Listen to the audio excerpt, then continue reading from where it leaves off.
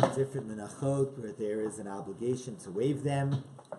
We are discussing right now the shlamim, the karban shlamim, the insides of the karban shlamim, the parts that are supposed to go into the fire on the mizbeach, as well as the chazeh v'shok, the chest and thigh, which is a gift given to the kohen. They get waived. So the Gemara says on the top of Samach Beis Amud Aleph, quoting a brisa, Keitzad Oseh, how does one waive the parts of a karban shlamim? Miniach imurin al pisas hayad. He places the emurin, the parts that are supposed to go into the fire, on the palm of the hand. V'chazeh v'shok aleihen, and the chest and thigh on top of the emurin, and he waves them. Wherever you have bread, like let's say the shtei halechem or the miluim, the inaugural sacrifices to dedicate the temple, halechem milmalo, the bread is on top. Heicha, where are these cases where you have bread? Amrav Papa b'miluim. That's in regards to the inauguration of the temple. The verse says there, Misala matzos asher lifnei Hashem, and from the basket of matzos in front of God. Laka chalas matzah achas. He took one challah of bread.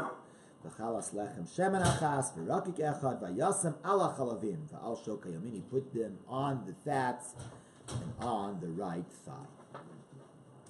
The Gemara now says that's going to be donated. V'chazei hatznufa, and the chest that's going to be waved. Al ishei achalavim, on top of the insides that are burned. Yaviu are brought lanif tnufa, to be waved. So it says shok hachuma v'chazei hachuma al, that the chest and thigh is on top of the emurim. But on the other hand, we have another verse that says es hachelev, the fat, al hachazeh, on top of the chest. Yivienu. So we have a contradiction. One verse says that the chest is on top of the fats. The other verse says that the fats are on top of the chest. So Amar Abai answered that verse that said that the fats are on top of the chest. Ahu, the Kohen, when he's bringing the pieces initially from the room in which everything gets cut up, so he would first put the fats on top of the chest, and then he would hand it over to another Kohen who would wave it. So to that other Kohen, actually, it's the pieces on the bottom with the chest on top. So one second, but there's a third verse. The third verse says, "V'aksiv vayasimu sachalavim al hechazos." It says again, they placed the fats on top of the chests. So the answer is that that's after the waving. After the waving, it's then handed to a third coin and flipped over again. So it starts off with being a chest. First, the pieces that are going to be burned, the fats, and on top of that, the chest, walked out from the basement behind, the room where everything is cut up. Then he gives it to another coin by going like this. So now suddenly you have the chest on top. So now you have the chest on top with the fats on the bottom, and then that's given to another coin and again flipped over, and so now you have again the fats on top and the chest on the bottom. So you flip it, right? First it was shok hatruma.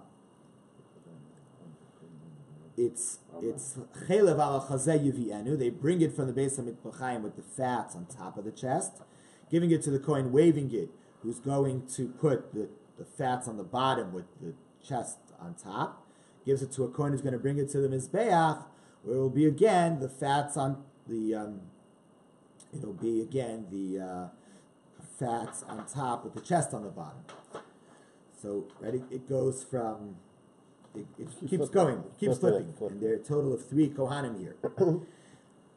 So that's again, Avud Yarvel the Kohen Achrin, and he gives it to another Kohen, Vazal Makler, and he goes and he actually offers it. So one second, so the Chiddush of the 3 Psukim is the Be'inan Shlosha Kohanim, is that you need 3 Kohanim. So again, you start with a Kohen with Hachelev Alachaza Yevienu, the fats on top of the chest, who gives it to a Kohen who waves, where it's Shokat Truma V'chazei Atnufa Ali Sheach Halavim, where it's the Truma on top of the fats, who gives it to a third Kohen, where it's a Chalavim Alachazos, it's the fats on top of the chest. So why so many Kohanim? The reason of this passage is to fulfill the mandate of Mishlei, Mishum B'chsiv Berov Am, Hadras Melech. The more people, the more glory of the king. So the more people, the more glory of the king.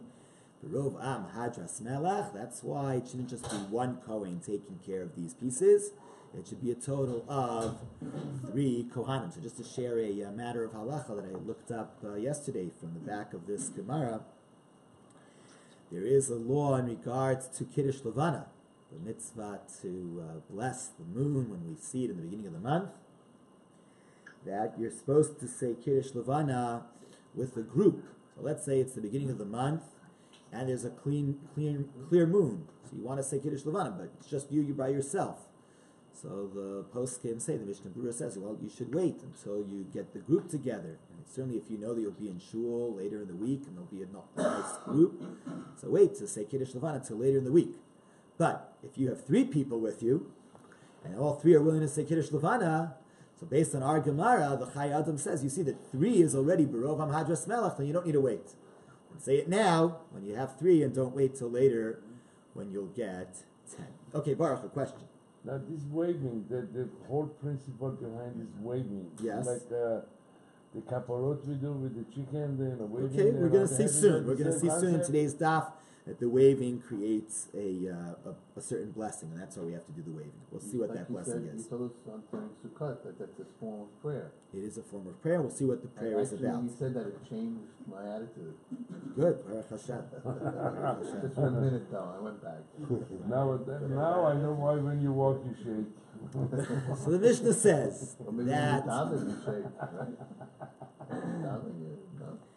the Mishnah says some of the things that need to be waved are the Shtei Alechem, the 2 loaves that are brought on Shavuos from the new wheat, together with the 2 Kivsei Atzeres, the 2 sheep of Shavuos that are Shalmei Tzibur Shlamim brought by the nation. Okay, Tana Rabbanan went in a brisa. The verse says about the Shtei Alechem, Ve'hinif HaKohen Osam Alechem HaBikurim. The Kohen is to wave them, the two sheep, on the bread that is the first. So what does it mean? The sheep are on the bread? Yachol yaniach kvasim al gabe alechem. Does it mean that you put the bread on palms of hands and then you put sheep on top of it? Tamalom, on the other hand, we have another verse that says the opposite. It says, al shnei kvasim, that the bread is on top of the 2 sheep, not that the sheep are on top of the bread. So al shnei kvasim, so if it says that the bread is on top of the 2 sheep, Yachol lechem al gabe kvasim, does that mean that the bread should be on top of the sheep? But Tamalom, now we have a third verse. The verse that we quoted before, the first verse, that said, al lechem habikurim, that the sheep are on top of the bread. So what are we going to do? Crush it. So nishtakel akasuv. So basically the verse is the same, right? One verse says bread on top, the other verse says sheep on top. Any odes, I don't know. Now I don't know. In lechem al gabe kvasim, should it be the bread on top of the sheep? In kvasim al gabe lechem, should it be the sheep on top of the bread? So the answer is like this: what do we find elsewhere? Lechem lamala, the bread is on top. Afkan lechem lamala. So here too, the bread is on top. Heichas, where is that elsewhere where we find the bread on top? So the Gemara says the same thing we just said before.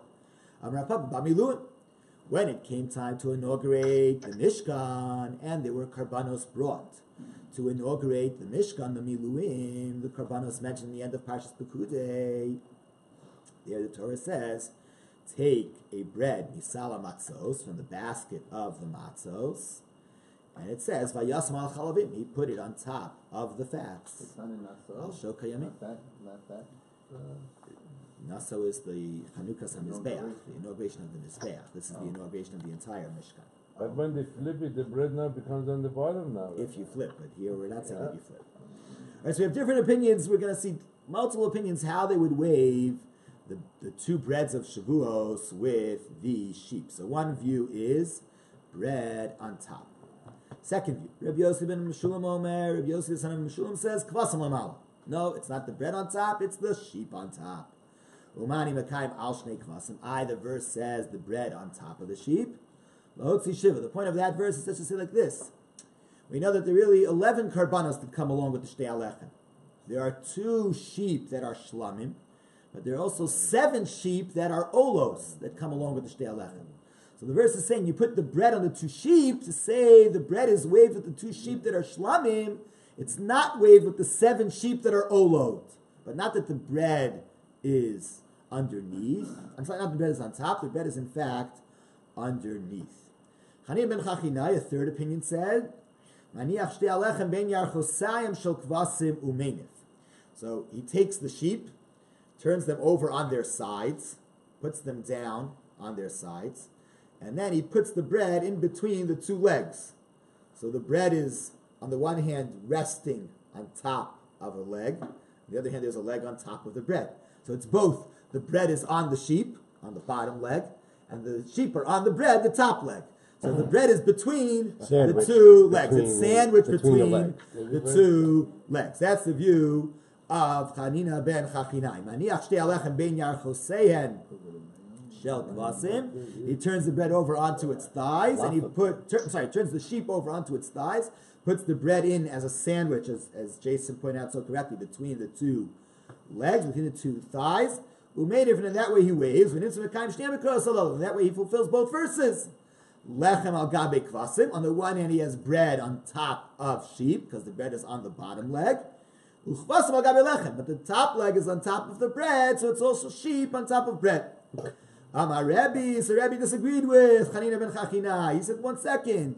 When you offer karbanos, it's like offering a gift to a king. This wouldn't be respectful to a king to give him bread that's between the legs of an animal. You think you can do this before the king of all kings? This is respectful to God? Ella Sarah, the Rebbe said, what does it mean? Now, a fourth idea. You don't put the bread on top of the sheep. You don't put the sheep on top of the bread. You put the bread next to the sheep, and when they're next to each other, they get waved. So 1 second, asks the Gemara, but the verse says, al shnei kvasim. The bread is on the 2 sheep, not next to. Amar le Rav Chizda Rav Amnuna. Rav Chizda said to Rav Amnuna. Amar le others say Rav Amnuna said it to Rav Chizda. Rabbi l'tamei. This is the view of Rabbi. Amar al b'samuch. Rabbi holds that the word al doesn't mean on top of. It could mean next to. What's his source? The source is the parochas in the Beis Hamikdash, the curtain separating the Kodesh and the Kodesh HaKadosh. The time we went in a brisa. The verse says, "V'nasata al ha'ma'areches levona zaka." The verse says, "You will put on the stack of breads pure frankincense." Rabbi says, "Al" doesn't mean that you put the spoon on top of the stack of breads. Al means besamuch. Al means next to it. Atom al besamuch. You're saying al, that the word al, on, means next to. Oh, al mamish. Maybe the word al means literally on top. Since the verse says by the parochas, v'sakosa al ha'aronas ha'parochas, you are to tilt over as a canopy above the ark, the parochas. Does that mean that you put the parochas literally on top of the aron? No, the parochas is far from the aron. What it means is Haviomer al b'samuch. Al, on, means next to. So too, when it says the bread is on the bread, it means next to the bread. And that's the fourth view, the view of Rebbe. And now we get to Baruch's point. What's the point of the waving?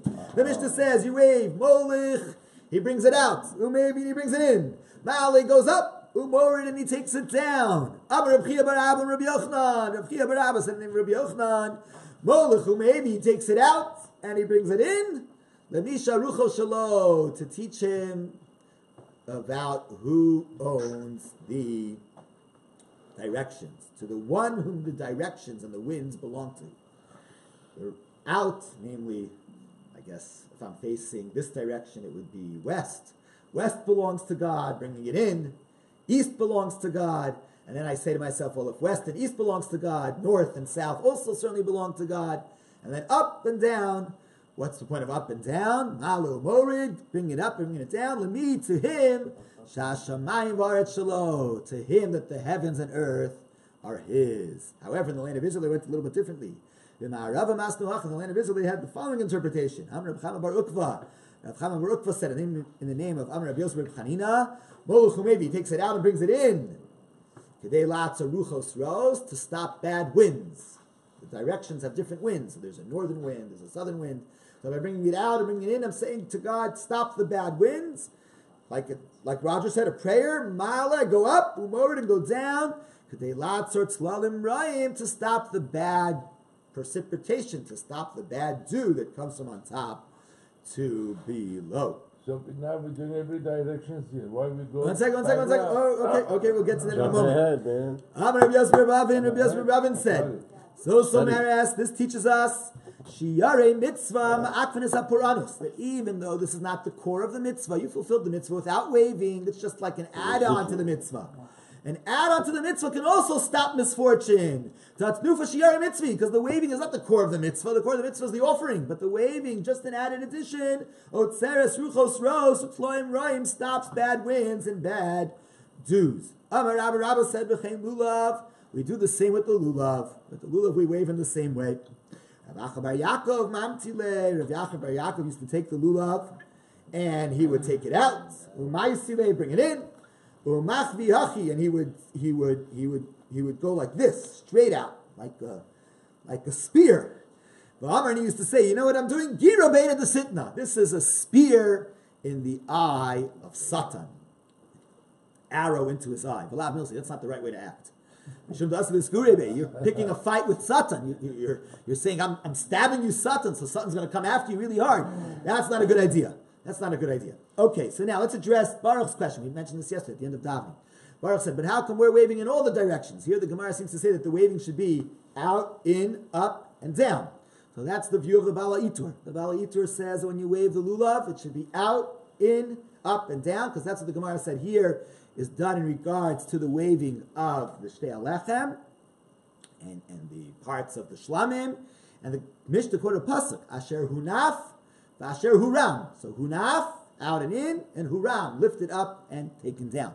However, the Rush quotes the Talmud Yerushalmi. The Talmud Yerushalmi says it should be in all 6 directions. So when you say out and in, the Gemara said, what's the point of out and in? Lemisha rucho shelo, the directions belong to him. It's not just north and south that belong to him, east and west also belong to him. So therefore, it should be out, in, right, left, and up and down. So the Rush says it's in all 6 directions. The Bali Itur says it's only in 4 directions. The Rush adds that actually the Yerushalmi says that when you go to each direction, it should be 6 in each direction. In other words, you go out 3, in 3, out 3, in 3, out 3, in 3, out 3, and then in 3. Up 3, and then closer 3, and down 3, and then the other 3. That's what the Rush says. It should be a total of 36, again quoting the Talmud Yerushalmi. So I saw that the book Kapos Tamarim suggests that maybe the two reasons given here in the Gemara are arguing about that question. It's if you say that the point of going out and in and up and down is just to acknowledge Lemisha Rucho Shelo, Ulemisha Shemayim V'aretz Shelo, to acknowledge the master of the directions and the master of heaven and earth. So you don't have to go to all 4 directions. You go out and in. Okay, so if he's the master of east and west, he's also master of north and south. And up and down, he's the master of above and below. But according to the view that's to stop stuff coming from these directions, to stop the winds, to stop the dew, so then it has to be in all 4 directions, to stop the winds from all 4 directions, plus above and below, to stop the bad dew coming from above to below. That's what the Kapos Tamarim suggests. Okay, so it's actually a big machlokas, Bal HaItur, and the Rush. And according to the Kapos Tamarim, it even goes back to the argument here of the Amoraim about the reason for the waving. And the cross thing that the rabbi mentioned. So I mentioned that both of them bring in the issue of cross, that the Bala Itur says, that the Rush says that the reason why, the Rush says that really originally it was out, in, up, down, and the reason why, actually the rest of the opposite. So originally it was 6, it was out, in, right, left, and up and down, and then he says it was stopped because someone made a mistake. He thought going like this, out, in, plus right and left, is like a cross. But he says it's wrong, the opposite. If you do only 4, out, in, up, and down, that's like a cross. Whereas if you do out, in, right, left, and up and down, that's not like a cross because that's 6 directions. That's not like a cross. That's what the Rush says. Now, the whole issue of why we should even care that it looks like a cross, right, is troubling, right? We're not normally thinking that things are like a cross. So the poskim suggest that maybe the reason why we care so much is because it's a prayer, and we don't want our prayers to be like their prayers. So once they, during that whole week, the Palm week, Kaparas, we don't wave in all these directions. We just go around the head 3 times. Yes, Sfardim don't like Kaparas. The Beis Yosef. This nufot, it's really, העולם לא יכול להתקדם בלי שליטה של הקדוש ברוך הוא, without the control of the Lord. So it's good. So maybe that's also to remind us of these ideas. I'm saying, we're saying it does. Very good. So we don't have one regular way. Every rabbi, every shul, every different branches, they have different movements. Well, we see that there are 2 ways. Either there in the Rishonim there were 2 ways. Either out, in, up, down, that's one way, or out, in, and the other directions, plus up and down. So we don't have a halakha of direction situation here. It's a machloket. It's a matter. So waiting for Eliyahu Hanavi Zacholatov. You follow your local rabbi, your rebbe, your teacher. You follow him. Okay. Okay, great. Next Gemara. We are on the bottom of Samach Beis Amud Aleph. Taner Rabbanon in the Brisa. Ziv Cheshamei Tzibur, the sacrifices that are shlamim brought by the nation, namely the sheep of Shavuos, Kivsi Atzeres, Tun and Snifa, they have to be waved. Besides the fact that they're waved with the breads before they're slaughtered, they are waved li'achar shchita too. They are waved after they are slaughtered. When they're waved after they're slaughtered, it's not just the pieces that are going into the fire, the emurim and the chazav v'shok, but nufasan kimoshahem. But the entirety of these sheep are waved after they're slaughtered. They're waved twice. They're waved once with the sheep, with the breads, and a second time after they're slaughtered. That's Rabbi's view. The Chacham say after they're slaughtered, it's not the entirety of them that's waved. It's just the chazav v'shok, just the chest and the thigh. But what's the argument between Rabbi who says that the whole thing is waved, or the Chacham who says it's just the chest and thigh? So the Gemara is going to explain. We have a classical rule. When you derive things from some other source, do you just derive the concept, or do you keep deriving and say that the details also come from that source? So Amar Rav Chisda, Rav Hamnuna. Rav Chisda said to Rav Hamnuna. Amida, some say it was Rav Hamnuna said to Rav Chisda. The same 2 opinions that we saw earlier. The question between Rabbi and the Rabbanan is, Dun mina. Do we learn something from some place and then keep learning from that place? Or Dun mina, do we learn something from a place, V'uki ba'asa, now put it in its new place where it came to, and now we compare it to its new place. That's the argument. Rabbanan Savi, the Rabbanan hold, Dun mina, when you learn something from a place, you keep learning from that place. Umina, you keep going back to that place. So therefore, how do we know that Kivsi Atzeres should be waved? We learn it from Zivchei Shalmei Yachid, from the Karbanos Shlamim of an individual. So Zivchei Shalmei Yachid to its Nufal Achar Shchita, just like the Karbanos Shlamim of an individual, it has to be waved after it's slaughtered. That's how we know Zivchei Shalmei Tzibur to its Nufal Achar Shchita. That's how we know that even after the slaughtering, the Kivsei Atzeret, the Shlamim of the nation, have to be waved. But now we keep learning from that source, and we know from the Shalmei Yachid. So Mahas, just like over there, it was only Chazav V'Shok, it's only the chest and thigh that are waved. Avhacha, so to here, but Chazav V'Shok, it's only the chest and thigh that are waved. However, Rabbi Hildud Minavuki Ba'asra, you learned something from a source, but now you put it where its new place is. So we learned the concept of waving after death from the shlamim of an individual, but now you compare it to the other aspects of the shlamim of the nation. Just like the shlamim of an individual need to be waved after they're slaughtered, so to the shlamim of the nation, the kivsi atzeres, they need to be waved, even the achar shchita after they are slaughtered. But now uki ba'asa, now that you got the concept, now you apply it to where you were taking it to. Namely, you apply it to zivchei shalmei tzibur. And therefore you say like this, in regards to the shalmei yachid, it's only the chest and the thigh.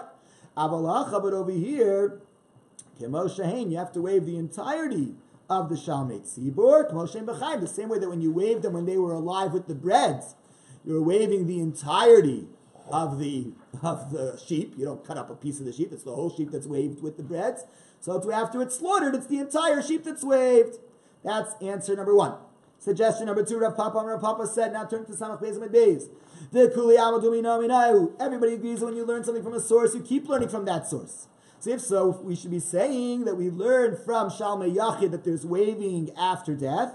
We should also learn from Shalmei Yachid that what's waved is only parts, only the chaz of a shok, only the chest and the thigh. However, here's the reason of Rebbe who says that the Shalmei Tzibur that are waved after death, the entirety of them is waved.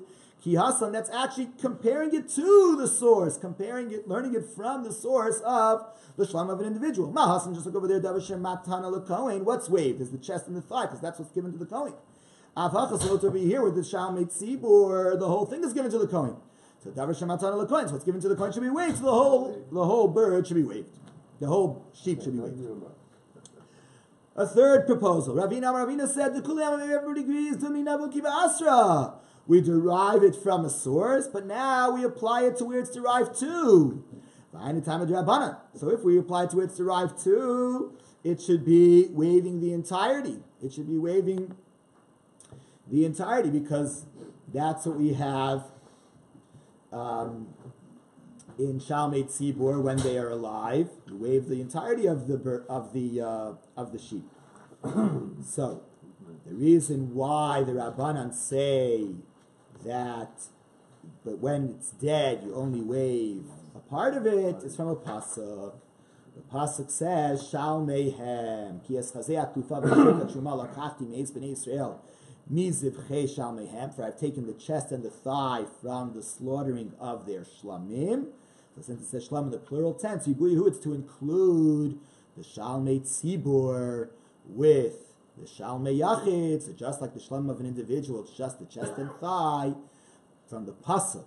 Equating them, the Shlam of the nation also, once they're slaughtered, what's waved is only the chest and thigh. Okay, we're at the two dots now. In Samach Beis, Amid Beis, we get to a new topic. The Mishnah said, Rabbi Shimon said, that there are Shlosh Shaminim, there are three types of karbanos that he wants to discuss. And each of them have two laws, but the two laws are different in each. Tu'un and shlosh mitzvos. There are three mitzvos between them. Shtayim b'chol echad. Two about each of them. U'shlishis ein ben. And the third doesn't apply. The eluhein. These are the three karbanos. Zivchei shalmei yachid, the shlam of an individual. That's carbon number one. Carbon number two, zivchei shalmei tzibur, the carbon of the nation shlamim, namely kivsei atzeres, the two sheep on Shavuos, and asham mitzora, and the carbon asham brought by a mitzora to become pure. Zivchei shalmei yachid, the shlamim of an individual, tun and smicha. Now each of them have two laws. So what are the two laws of the shlam of an individual? Tun and smicha, the carbon needs the leaning. The owner has to lean with all his weight on the head of the carbon. Chayim, when the animal is still alive. Utznufa shrutin, and then after slaughtering the shalmei yachid, there has to be a waving, as we said before at the beginning of today's learning, a waving of the emurin and the chaz of the shok. Amen. But there is no waving when they are alive. Zivchei shalmei tzibur, carbon number two, the kivsei atzeres, the shlam of the nation. Tu'unin tnufa chayim, they need to be waved when they are alive together with the bread. And they have a second law of shchutim, they get waved when they are dead. As we saw, there's an argument whether they're waved in entirety or just the chaz of the shok are waved. Okay, that's what we just saw. The amen smicha, they do not have the concept of leaning on them. So they have two laws, not three. Asham mitzora, the asham of mitzora, said Rabbi Shimon Ton smicha, the owner of it needs to lean on it with all of his weight. Utnufa chai, it has to be waved when it's alive. But tnufa shachot, it doesn't have a law of being waved when it is dead. Okay, that was all the Mishnah. So now the Gemara asks, why don't we learn a kal v'chomer one from the next? Why don't we suggest that the shlamim of an individual should be waved when they are alive? Chayim mikal v'chomer, based on logic. What would the logic be? Like this. Here, the kivsei atzeres don't need to be leaned on, because again, the leaning is done by the owner. The kivsei atzeres, the owner is the nation, so there's no person to lean on them. Yet soon it's nufa chaim. They have to be waved when they are alive. So zivchei shalmei yachid, so a shlamim brought by an individual, shetun and smicha chaim, where the owner needs to lean on it. Enodin shetun and chaim, they should certainly need waving when they are alive. So answer the Gemara, you're right. Logic might have said that, but mi'et rachmana, there's a special exclusion from a pasuk. In regards to the shlamim brought by the nation, The pasuk says in regards to kivsei atzeres, ve'enif hakohen osam alechem abikurim. They are waved when they are alive over the bread. Osam, they are limute zivchei shama yachid, to exclude the shlam of an individual that doesn't get waved when it is alive. All right, another question. Why don't we say that the kivsei atzeres, the shlamim brought by the nation, need to have a leaning on them? And what's the source of kal v'chomer? Say like this.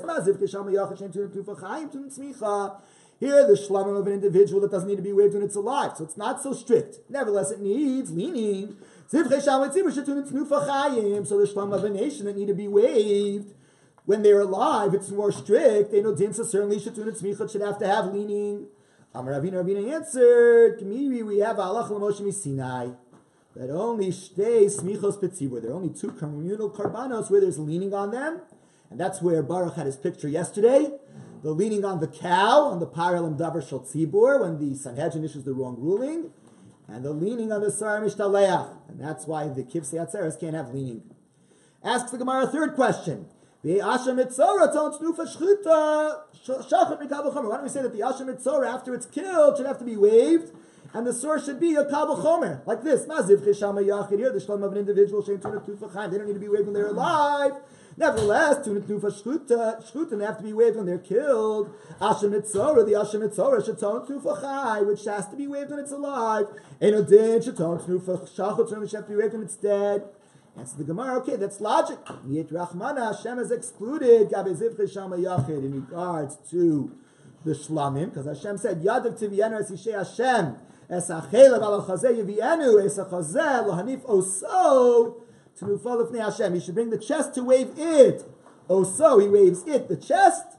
L'm'utei Asher Mitzorah, to exclude Asher Mitzorah that doesn't get waved. Okay, what about if 5 people are bringing a carbon? If 5 people are bringing a single carbon shlamim, echad meinif al yedei kulam, 1 waves on behalf of all. Now, v'ha'isha, if a woman brings a carbon, she can't wave. So therefore, kohen meinif al yada, the kohen waves on her behalf. If somebody sends his carbonos from another country, kohen meinif al yado, a kohen will wave on his behalf.